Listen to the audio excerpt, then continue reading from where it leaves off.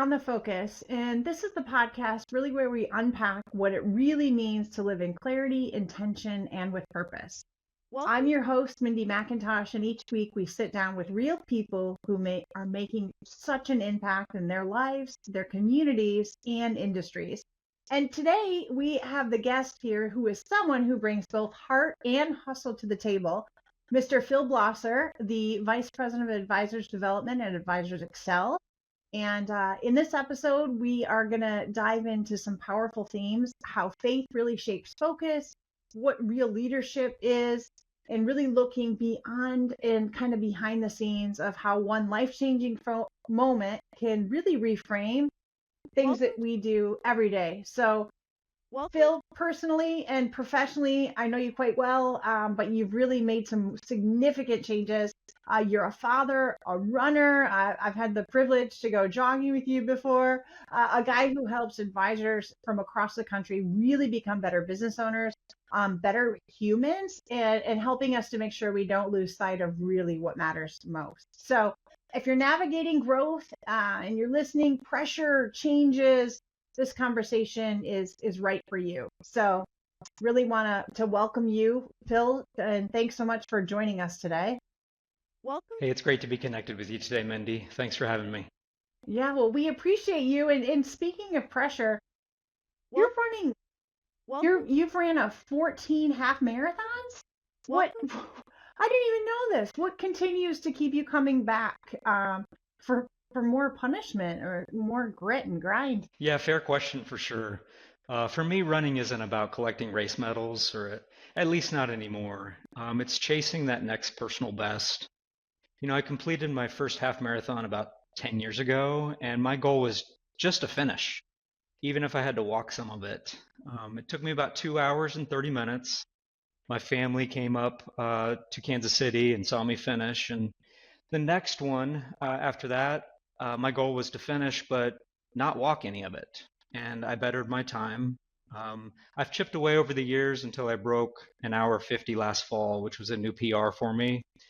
I was doing one a year for a while, and now I do a couple races a year. You know, I've got friends and advisors, you know, doing Ironman races and ultra marathon events, and that's a whole nother level.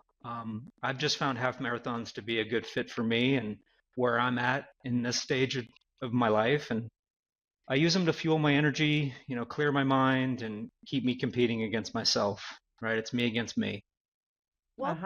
Continuing to always try to be a better version of oneself, which I always think is fantastic. So can you talk a little bit, Phil, about what kind of got you to here today of your current role, your path, obviously, with even some history into the financial world? It wasn't exactly, let's say, a typical pathway there, which I think we continue to all see more and more. And you actually started out in the human services. Is that correct? Helping children in foster care and adoption systems in Kansas? That's right. Yeah. In college, I had the opportunity to play baseball, and outside of getting drafted, which was my childhood dream, I wasn't real certain what I wanted to do for a career. So one of my counselors, my sophomore year, was doing a great job. He sat me down and asked me a few great questions, and I got hooked on this idea of forensic psychology, like the CSI guys. I thought I'd wear a suit, carry a badge, and help, you know, lock up the bad guys. And after a slew of psychology and criminal justice classes, which I enjoyed very much, I learned really to go big in that world. I had to get an MBA or a PhD. And instead, I took a real job after obtaining my degree, which was helping kids in the Kansas foster care and adoption system find safe and permanent homes.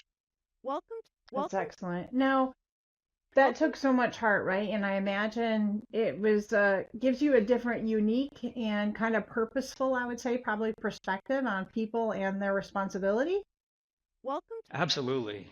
It was heartbreaking and rewarding all at the same time because these kids were from broken homes, drugs and abuse mainly. And by the way, a huge shout out to the social workers across the country. They are very special individuals. They have a huge heart to serve and in general really want to leave the world a better place, which is super inspiring. But my time in that role, you know, really made me realize if I helped enough people get what they want by adding value and investing energy, into the situations, that my cup got filled in the same process. And at the same time, my girlfriend, now wife, Lori, she was my girlfriend of a couple years at that point. She wanted to get married, start a family, and my income needed to improve. As you may know, social worker salaries aren't typically the strongest. And so I knew if I wanted to keep serving people while also having more control over my own income and future, that I needed to make a shift. And that's what set me kind of on the stage for my leap into financial services. Okay. And was that the transition that you made? Was that in 2003 when you made that adjustment? Yep, it was. Yeah. And it was a And your major shift. childhood friend, right, made an introduction to financial services. Share with us a little bit about that and how you jumped right in. Yeah, absolutely. It was a major shift. A childhood friend opened the door to financial services, and it was a firm actually my sister was working at also. It was called PBS, Personalized Brokerage Services, and I took the leap. I had some banking experience during my time in college, but I couldn't have told you the first thing about annuities, retirement planning, and everything that goes into this world. And so I did what any reasonable person would do. I went back to school, not literally, but I crammed for my Series 6 and 63. I needed to learn everything I possibly could, and pass those. Took me a couple of months to knock those out. And I started really in a recruiting role, calling on advisors and working to bring them on board so that they had better support than they currently had. And I still remember it like it was yesterday. My very first calling list were a group of agents in New York. So talk about being thrown into the deep end. I'm from Kansas, and they didn't give me the Nebraska or Iowa or Oklahoma list. They gave me the New York list. And I got promptly rejected. I got yelled at. I got hung up on regularly. But it taught me a lot. And it was a great place to start. Knowing this business, it's fast paced, it's challenging, and it takes a lot of dedication and focus. And so, yeah, that's where it started. Fast forward 23 years, and I now have the privilege to lead a team of 10 amazing professionals with over 150 years of combined industry experience who support 130 independent top tier financial advisors nationwide on a daily basis. And we get to work with amazing firms like McIntosh and Associates and help them build a more incredible business that positively impacts more families. Which is, so great. You are working with and helping develop so many top advisors across the country. And what would you say even was the early time when you were helping families, between those early years and really where you are at now leading the team? What kind of do you think runs through your mind of what's changed then, or how does that connection actually view to you? Yeah, I'd say the common thread has always been, for me, serving people. That clicked in a big way when my great grandmother, who ended up living to 103, maybe 104, 103, 104. She had a long, healthy, great life. She was moved into an assisted living facility, and I saw the financial strain firsthand. It makes me realize how powerful it can be when families, plan ahead, and how devastating it can be when they don't.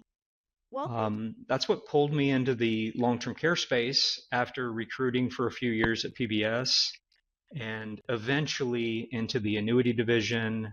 Also learned about life insurance and really helping advisors prepare their clients for life's inevitable moments across all lines, of a holistic financial plan.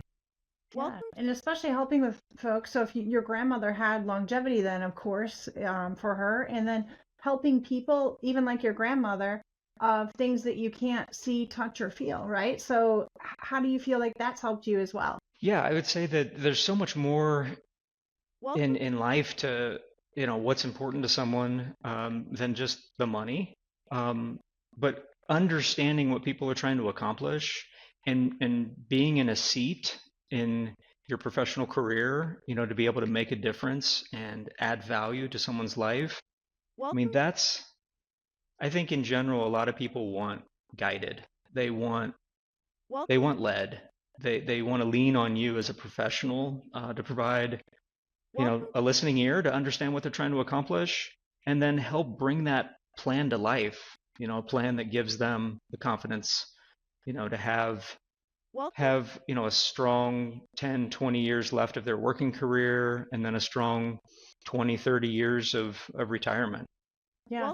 And just what's important to them, which is neat. Because even if we go back to kind of a moment of what you had shared, even with what we're looking at and with us knowing each other, but back in 2006, and I know your family is so important to you, Phil. So when you and Lori welcomed your first child, just 15 days later, you lost your father. So, and to cancer of all things. And that had to be such an emotional whiplash from celebrating the joy and the beauty of God's graces to your firstborn, your son, and then all of a sudden, really within a 2-week time frame, losing your father to such an illness like cancer. Can you take us into that season just a bit, and what did you maybe learn from that, and how did that shift how you looked at life in general?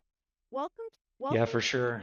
Yeah, that 2-week stretch was, I often say it was the highest of highs and the lowest of lows. Welcoming our first child, then losing my dad to cancer just 15 days later, it was a gut check.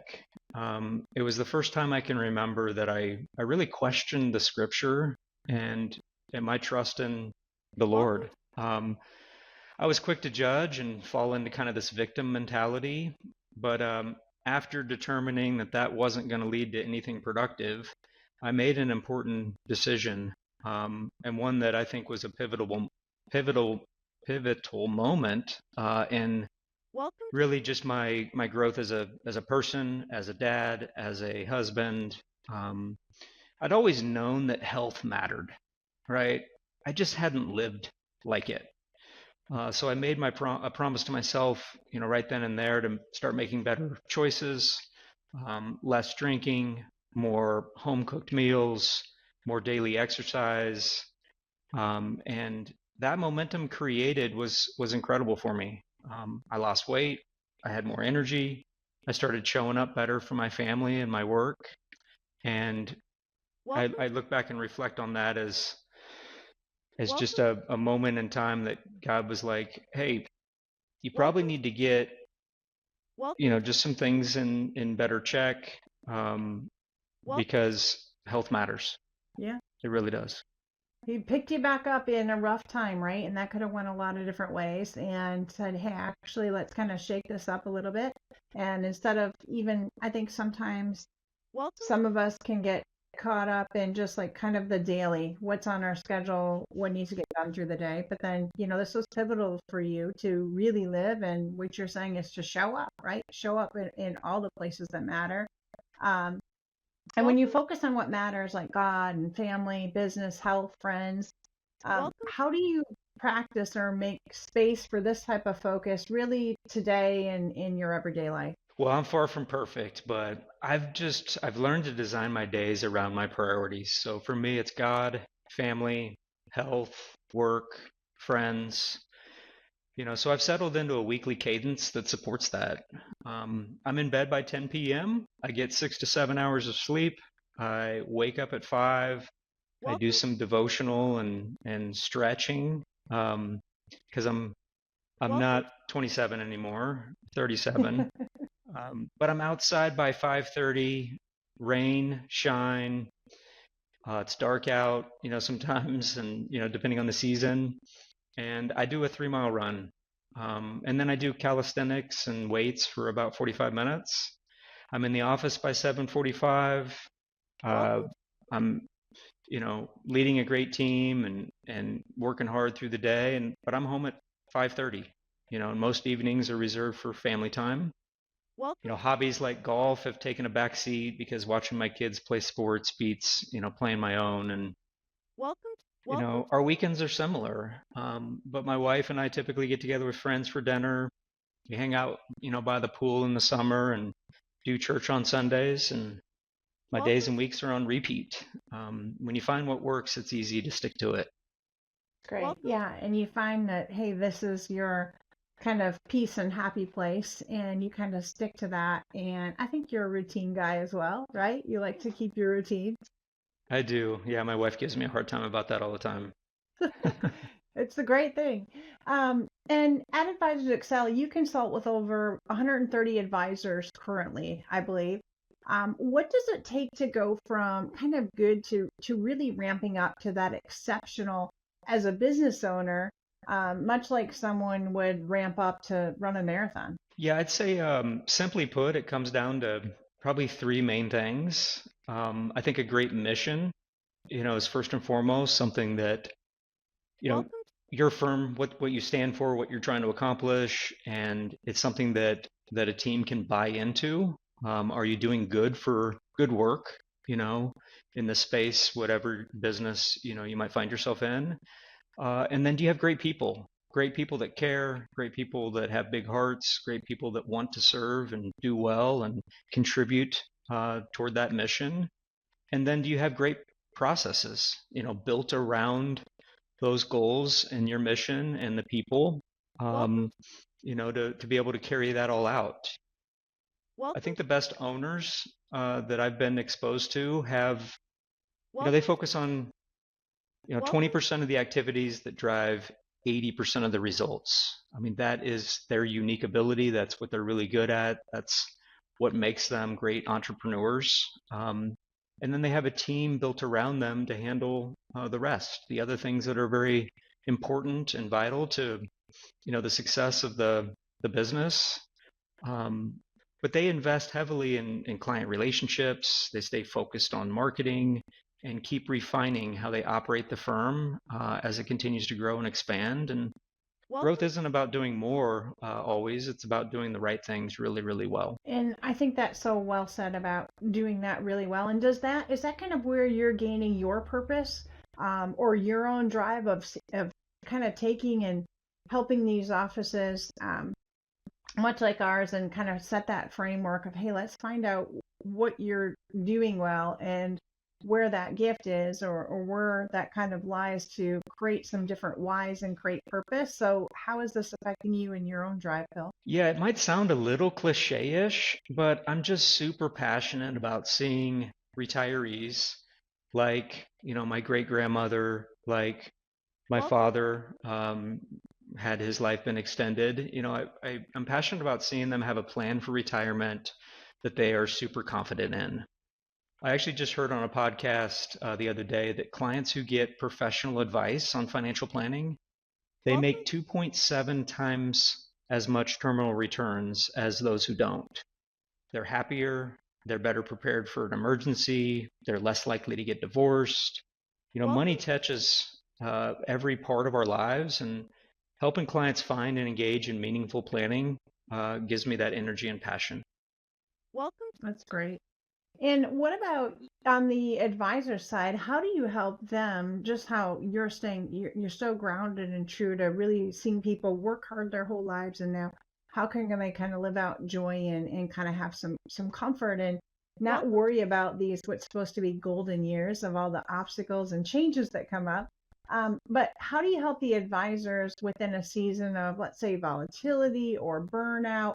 How are you keeping them energized and kind of keeping them true to their core as well? They're true professionals, Mindy. I really feel like most of our advisors, the ones that we have the good fortune to work with every day, they handle stress and growth like champions.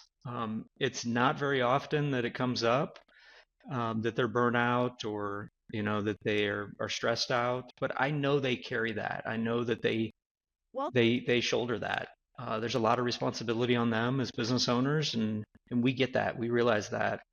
And so if they do end up, you know, sharing that openly, then we go to work on it, right? We focus in on it, and typically when it does come up, I'll remind them of the big picture.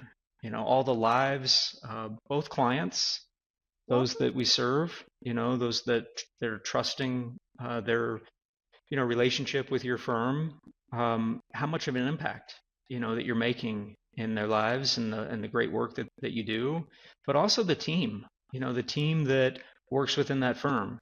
I mean, you are, as a business owner, changing those lives too. You're providing them a consistent, reliable paycheck. They're doing a great job for the firm, and they're in a better spot because of the great work you do and the growth that you're experiencing.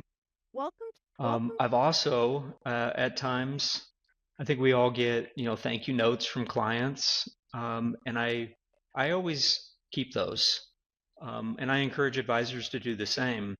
Because on days where you might feel overwhelmed or weeks where you feel burnt out, those notes, they're like great music to me. Yeah. A great song or great band comes on. They have the power to change your mindset, in an instant, and they can be great tools as well. And is that some of the tools of staying positive? Do you think some of that even comes back to your roots of choosing really health over wealth? I mean, this so many folks today, I think, really need to be true to this, one mind, one heart, one body that we have. And Mm-hmm. you kind of have a very inspiring story of that. So how do you feel like what inspires that message to really, care for your body to be able to deliver well to the rest of the people that you're around and that you love? Yeah, I once heard a saying, and I wish I could give her credit. It was a female advisor. I think she was down in Florida. I think I reached her voicemail one day, and she said, "Hey, it's Sally. I'm unavailable, but please leave a message. And remember, it's hard to enjoy your wealth if you don't also have your health." And that message really stuck with me. It resonated. My dad worked hard his whole life, but outside of a few vacations, he never really got to enjoy the things that he valued most. Things like, his family, his faith, his finances, before his life was cut short. And that's why I tell people, build your wealth, but also protect your health, because both matter. They surely do. I feel like it's hard to have one without the other, right? And so I think if people are listening today and they really hear just even one takeaway from the many that you've had here, they'll have like goosebumps from hearing you talk, which is great. It's energizing and it's purposeful. But if we had one takeaway from you today, what would you hope that just one message would be to the listener? I'd say tomorrow's not promised. So act today. I wasn't planning to share this, but I got a text from my sister yesterday, and she said, "Hey, not good. Mom fell, and they think it might be a femur fracture." And my mom was in Alaska on a cruise with her sister and brother, a cruise that she had been looking forward to for months. This has been in the works. And she got some new boots and just the whole get up and was like ready to, enjoy the time up there. And for 6 days, it was awesome. Lots of great sightseeing and experiences. And then they moved from the cruise ship to a train in order to go from one town to another. And she fell down a flight of stairs and did like the somersault. And she ended up having to get transported over to the hospital in Anchorage by ambulance, and the doctor said, "Hey, we need to do a surgery," and she had to get a hip replacement. Is ultimately what it came down to. They moved her into surgery last night. Everything went well. She's in recovery now, and doing well. She's up walking, and they plan to be able to make their flight home here in a couple of days. But all of that to say that what could have happened is anything worse than that. I mean, that's that's pretty bad just in itself. And I'm thankful that she didn't hit her head, didn't do more damage. But that right there is a great example of anything can happen. So If you want to, make a list of what matters most in your life, your relationships, health, finances, whatever it is, then I would suggest you ask yourself if your actions align with your priorities. Whether it's losing a few pounds, if it's repairing a relationship, if it's building your retirement plan, there's no better time than the present.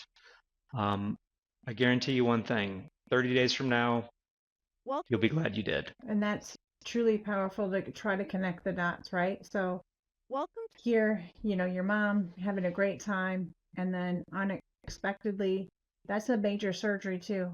A lot of, rehab, physical therapy. It takes a little bit of time to get back on your feet. I'm sure she was in the hospital for a few days with that. And it becomes a tricky timeline as our parents get more years young, I call it, more things happen. They become more fragile in some aspects more than others. But I like how you're saying, you know what, just take some time. Life is precious and it sometimes can change in a heartbeat. How do we actually write down some of these priorities? And then, like you said, are they lining up with what you kind of wrote in order? And are you staying true to that? And like your word said, are you showing up to what matters most? So, well, we appreciate you so much being here, Phil. I mean, I just think that it's neat. I'm going to ask you kind of a couple of quick personal questions as we wrap up here, and really giving some value to the listeners. So, is there one particular even value or something that you hold close that you are not going to compromise on? Yeah, I think there's a few, but I would probably say integrity. You either have it or you don't, and I really appreciate those that do. I really feel like it's the godly way. Yeah, I agree. What about morning habits that set your tone? I think we already know, but morning habit that sets the tone for your day. Yeah, I spoke to this earlier, and I think you'd be surprised what a 3-mile run will do, just for mental clarity and energy levels. It's what works well for me. But I mean, I think you got to find what works well for you. If it's a mile or 2 or 5, but just getting out and moving first thing, and having your 20 to 30 ounces worth of water, just for that mental clarity, and really kind of sets you up for a great day, great start to the morning. Sure. What about most surprising lesson that you've learned from any sort of mistake you've had? I would probably say not joining Advisors Excel sooner. In my role and what I do for a living, Advisors Excel is the best. I'm big on relationships, so I stayed, my old firm for probably a few years longer than I should have. But in my role, the support, the resources from my current firm here, they pale in comparison. And Advisors Excel allows me to better support the advisors that put their trust and confidence in me. Sure. You were loyal, so it took you a little bit longer probably to make that jump. Right. What about a book or a podcast that's really inspired you lately? Yeah, I'm big on podcasts. I'm big on books. I would probably say Cody Foster's Business of Advice. It's been incredible. He's had over 100 episodes, now with different guests, and so many have been inspiring, whether it be leadership or financial related or motivational. But there was an episode 89, in fact, it was Jeff Woods, that was talking about artificial intelligence, AI, and it can be a little bit of a scary topic. But it really inspired me to take at least some action with it, to use AI as a thought leader, as a partner, as a consultant, just to get feedback on things that I'm working through as a leader or within my role. And I figured if I didn't embrace it, the train was going to leave the station and I'd be stuck there. That's right. I know. It's something that I feel like many of us have to kind of start riding that train and, focus one little aspect of it each month and keep learning new things. That's right. Well, thanks again, Phil, for being here with us today on our podcast. We're going to sign off on this episode. So I want to remind everyone to stay focused, and lead with purpose. Thanks, Mindy. This was fun. Thanks, Phil. I love how I got to even learn more things about you. You did? I did. I did not know you ran that many half marathons. I had no idea about that at all. Yeah. And so that's just really neat. And I knew about the other industry, and I know you're very regimented, and you live life with good purpose, and you like routine. But I did not know that, and so that's really neat. And it's neat to just even see all the pathways of really where you came in an entirely different industry as well, and then just kind of pave the way that you're changing lives and inspiring all of us, which is awesome. Hey, thank you for that. It's God's plan. I'm just living it out. I think He's opened some great doors for me and created some great opportunities. Sometimes, like when I had to call New York, I'm like, what did I get myself into? This is. I can just see you calling New York advisors when you're doing that, and you're like so kind and humble, and you're like, what? Okay. I just wish I could have been like a little mouse those days and hearing that. It's those hard times that I feel that, like you said, God having a purpose of them placing those calls for you first. And it probably made the rest feel a lot more simplified once you kind of toughened up a little, probably. There's no doubt. Yeah. Developed some quick skin, real quick, thick skin. And it was, it was a great place to start. It was not anything other than probably the hardest list in the database. And it really set up, what ultimately became a lot easier, when I called, Iowa and Nebraska and some of these Midwest states and others too. But my goodness. It was fun. Wow. All right. Well, thanks for continuing to inspire all of us. Sure thing. I know I, like you, am also very happy that we're with Advisors Excel too. So it was neat that you said that. And I also didn't make the change soon enough. But I'm glad that I now know that you guys are not just the good old boys group that I heard 300 times. Right. So this girl can join too. Yeah, absolutely. Thank you for your trust and confidence. Hopefully you got what you needed today. Seriously. We sure did. Yes. Alex has it all. This episode actually goes out. It'll probably be November. This will be our November episode. So as it gets closer, I'll let you know. Okay. Sounds good. Which is awesome. Thank you so much. You just You're brightened welcome. my day. Thank you. Yeah, great seeing you all. Talk to you later.